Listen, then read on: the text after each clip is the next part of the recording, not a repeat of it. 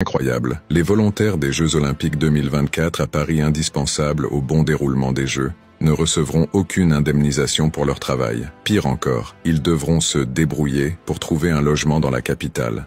Dans une ville où les loyers atteignent des sommets, cette annonce sonne comme une véritable gifle. Réfléchissons un instant à l'ampleur de cette injustice. Des milliers de bénévoles, prêts à s'investir corps et âme pour la réussite de cet événement mondial, sont abandonnés à leur sort.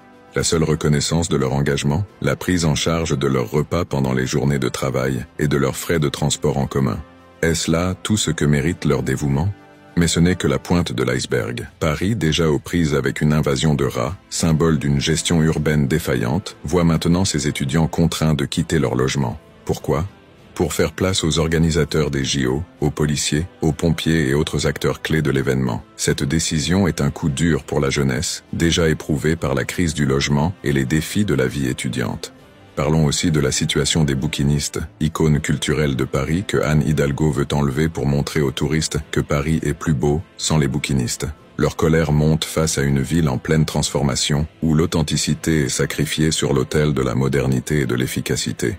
Nous sommes témoins de l'émergence d'un fiasco olympique. Les valeurs des JO, centrées sur le respect, l'amitié et l'excellence, sont foulées aux pieds par une organisation qui veut ignorer les besoins fondamentaux de ses bénévoles et de la population locale.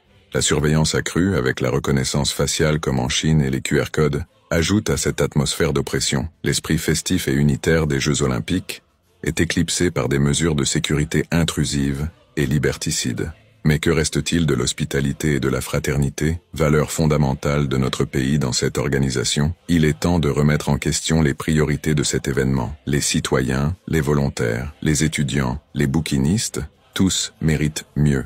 Qu'attendez-vous pour vous réunir ? Jusqu'à quand allez-vous accepter que les valeurs de la France, sa culture et son patrimoine soient bafouées par une minorité de personnes qui se pensent libres de tout faire sans aucune conséquence ?